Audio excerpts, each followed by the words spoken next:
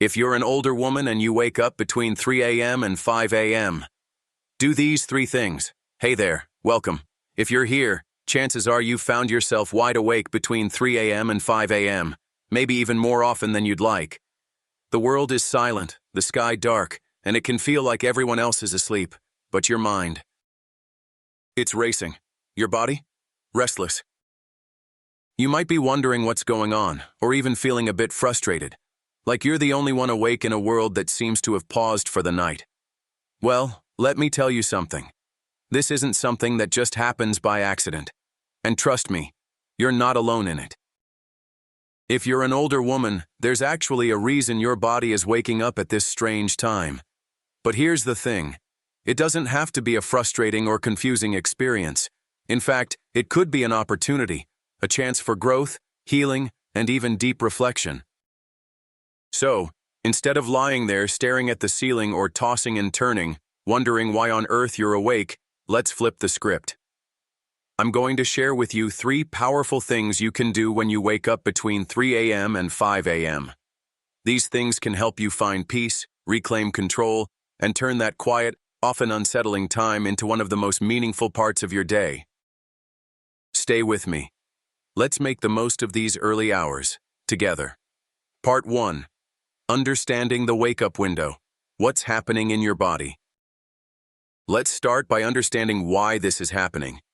You might be thinking, why am I waking up at such a strange hour? Well, it's not just random. As we get older, our bodies change in ways we don't always expect. These changes can affect our sleep patterns, especially the hours between 3 a.m. and 5 a.m. So, let's break it down a bit.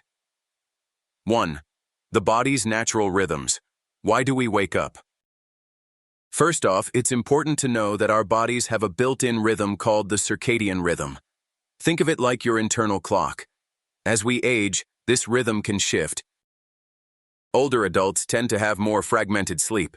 We might find ourselves waking up more often throughout the night, and sometimes, for no clear reason, we just wake up during those quiet early hours. This could be because, as we age, our melatonin, the hormone that helps us sleep, decreases, while cortisol, the stress hormone, increases, especially in the early morning.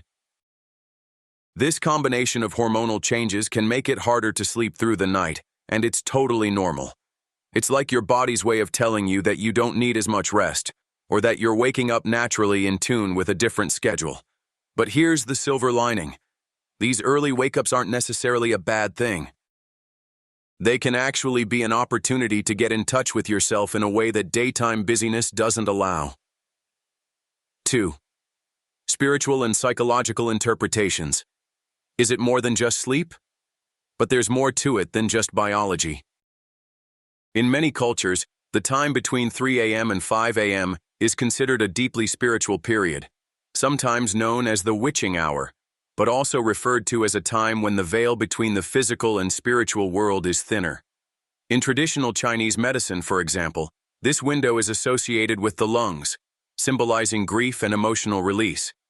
If you've been through any kind of emotional upheaval or loss, you might find that these hours give you space to feel, process, and let go. So, if you're waking up during this time, it might not just be your body needing rest. It could be your soul, mind, or spirit signaling to you that it's time to reflect, release, or process something emotional that you've been carrying. Personally, I've come to see these moments of quiet awakening as a gift. Sure, it can be frustrating at first, but in a way it's like life is giving me an invitation to pause, to breathe, and to pay attention to what's really going on inside. Part 2. What to do when you wake up between 3 a.m. and 5 a.m. Now that we've talked a little bit about why your body might be waking you up at this hour, let's get practical. What can you actually do with this time? Because let's face it, lying in bed staring at the clock isn't going to get you anywhere. But there's so much more you can do, if you allow it. 1. Practice deep breathing or meditation. Calm your mind and center yourself. First, let's talk about calming your mind. When you wake up during these early hours, your body might feel tense, your thoughts scattered, or your worries circling like a whirlwind. It's the perfect time to shift gears by practicing deep breathing or a short meditation. Now, I know it might sound too simple, but deep breathing is incredibly powerful. It activates your parasympathetic nervous system, which is like hitting the reset button on your stress. By slowing your breath and focusing on it, you tell your body, "It's okay, we don't need to rush. We don't need to be stressed right now." Let me guide you through a quick exercise.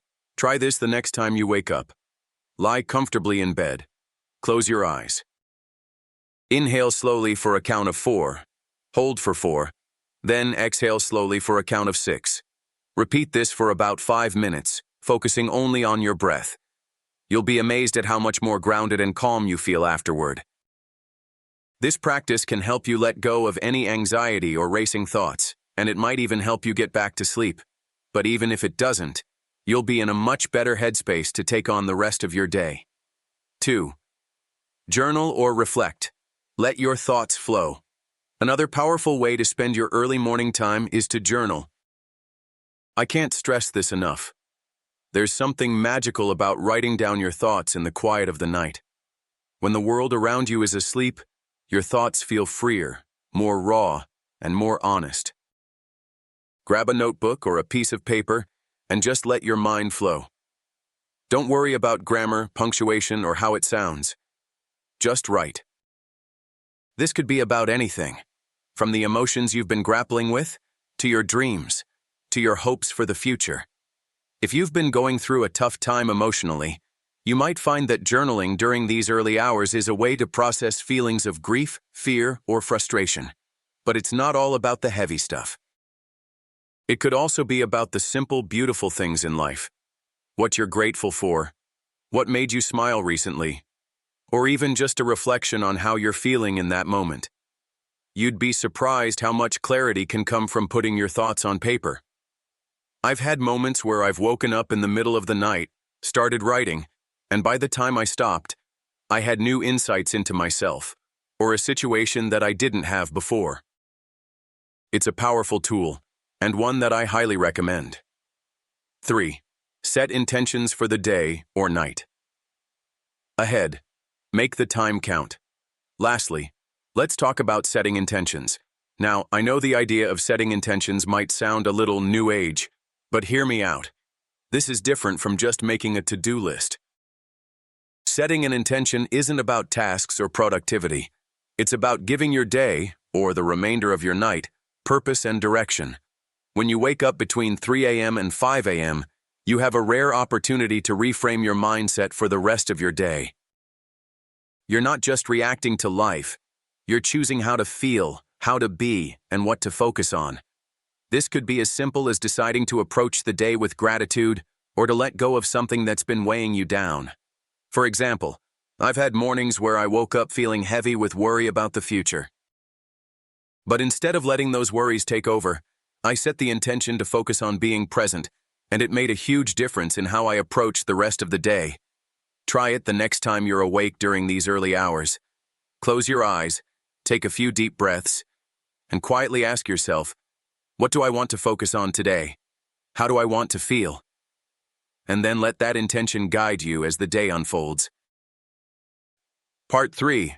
The psychological and emotional benefits of early morning wakefulness.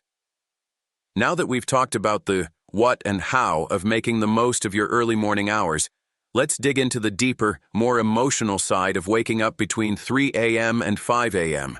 This time, when the world is still and you're alone with your thoughts, can offer some surprising benefits if you approach it with the right mindset.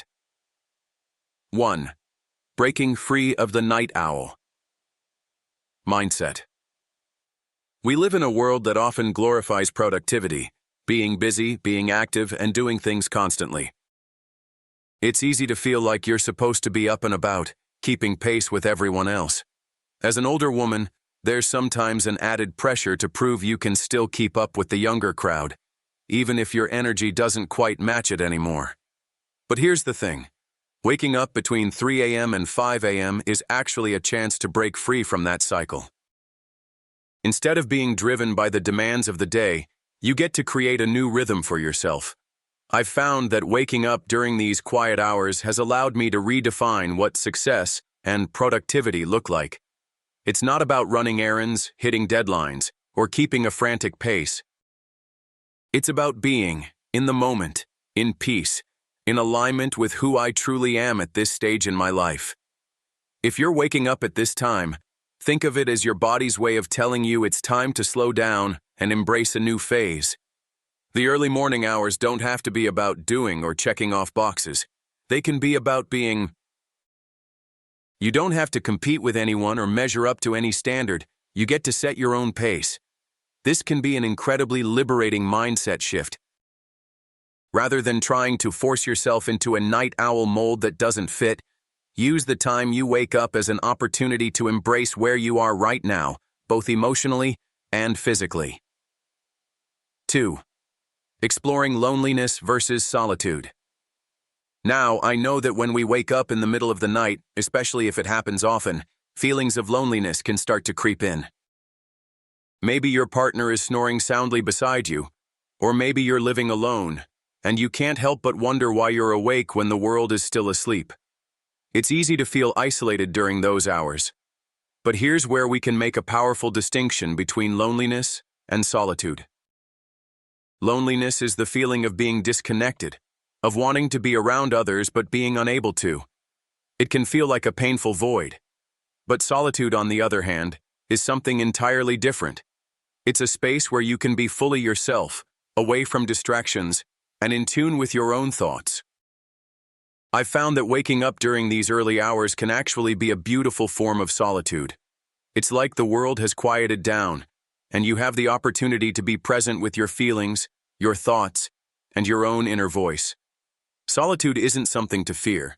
It's a sacred space that allows for deeper reflection and self-connection. The next time you wake up at 3 a.m. and feel that tinge of loneliness, pause and remind yourself that you're not alone in your experience, and that solitude is a gift, not a curse.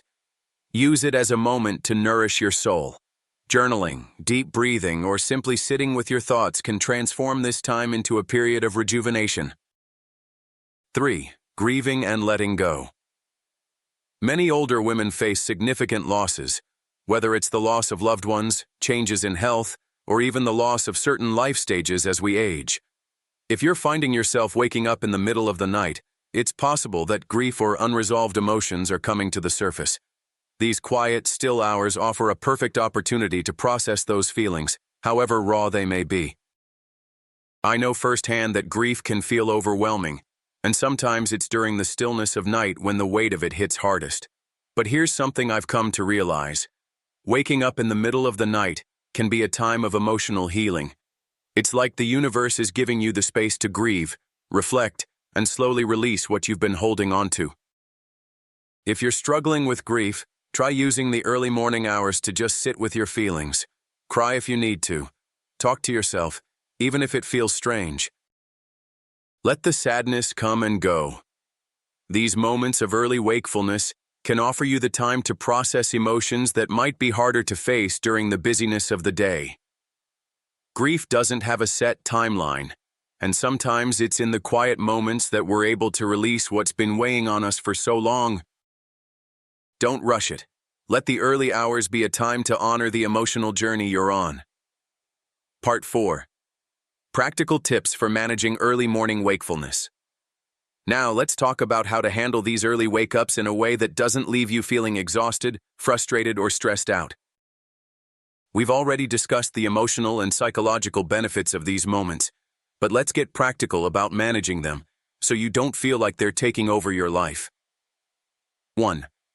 Create a calming nighttime routine. One of the best ways to improve your sleep and reduce those early morning wake-ups is to create a calming nighttime routine. Just like we talked about setting an intention for your day, your nighttime routine sets the stage for a peaceful night's sleep. Start by turning off all screens at least an hour before you want to sleep. The blue light from your phone, tablet, or TV can interfere with your body's production of melatonin, making it harder for you to fall and stay asleep. Instead, opt for something more relaxing like reading a book, listening to soothing music, or practicing light stretches. Incorporating calming practices like aromatherapy or drinking a cup of herbal tea, like chamomile or lavender, can also signal to your body that it's time to wind down. Try using essential oils such as lavender or cedarwood in a diffuser by your bedside to promote relaxation. Creating this routine will not only help you fall asleep easier, but it can also reduce the frequency of those early morning wake-ups. And if you do wake up, you'll be in a more peaceful, centered place to handle it. 2. Accepting the awakened state. Without judgment. One of the most important things I've learned over time is to stop judging myself for waking up in the middle of the night. It's easy to feel frustrated or upset, thinking, why can't I just sleep like everyone else? But the truth is, waking up between 3 a.m. and 5 a.m. is part of the natural rhythm of your life right now. Instead of stressing about it, try to accept it. When you wake up during these hours, see it as an opportunity. Use it as a space for self-care, reflection, or emotional healing. And if you can't fall back asleep, don't panic. Embrace the quiet time and take it as a gift. In those moments of stillness, it's easy to let your mind race with worries about not getting enough sleep, but remind yourself that this is just a phase, and it doesn't have to be stressful. If you can approach it with curiosity and compassion, you'll find that it can be an incredibly peaceful and transformative time. Conclusion: empowering yourself through the early morning hours.